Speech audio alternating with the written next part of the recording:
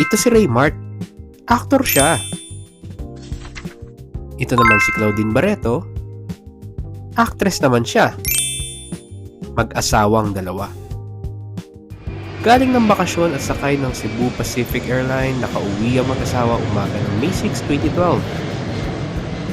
11:40 ng umaga, nasa NAIA Terminal 3 na sila. Hinihintay nila yung kanilang baggage pero bigla sila di umano sinabihan na nadiskarga at nailipat sa ibang flight ang baggage nila. What? Pumunta ngayon sila sa complaint desk, nagreklamo. Habang nagre-reklamo sila, may napansin silang tao na kumukuha ng picture ni Claudine. Ito, si Mon Tulfo, TV host, columnist, at broadcaster. Lumapit si Raymart at tinanong ko anong ginagawa ni Mon. Bigla daw di umano sinuntok at sinipa ng lalaki na later on nakilalang si Mon, itong si Raymart, kaya nagsuntukan na sila.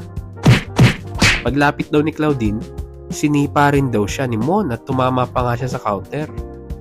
Dahil dyan, nagkagulo na sila. Ito pala yung actual video footage nung nangyari. Dumating ang mga airport security personnel para umapat at dinala ang mga sangkot sa Airport Police Department for investigation. Matapos ang ilang araw, nagsalita ang mga kapatid ni Mon. Ito sila Rafi, Ben, and Erwin. This is the actual footage ng kanilang mga comments sa TV program. Doon sa mga sangkot, pakinggan nyo ang sasabihin ko, read my lips. Di pa tapos. Huwag lang sana tayo magpanginabot sa mall. Idasal mo, iho di PI ka. Na huwag sana tayo magkita sa mall. Ipagdasal mo yan, tumili ka ng kandila mula ngayon. Huwag na huwag mag-cruise yung landas natin.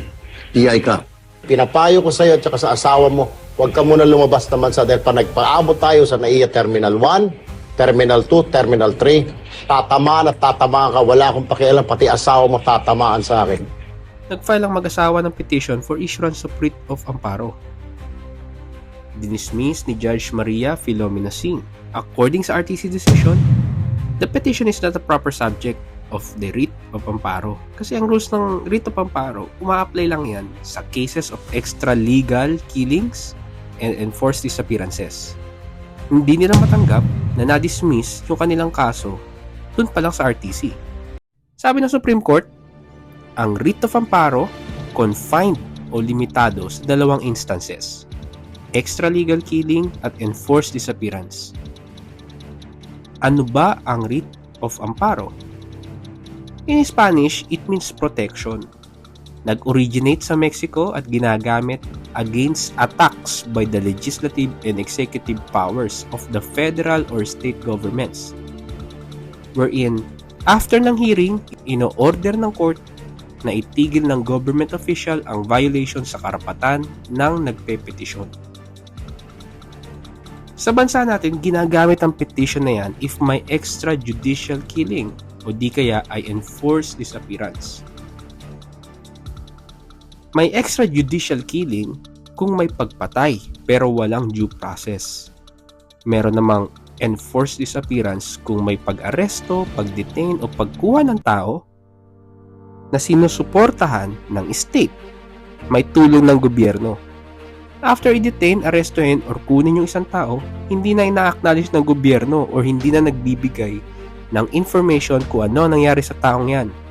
Yan ang tinatawag na enforced disappearance.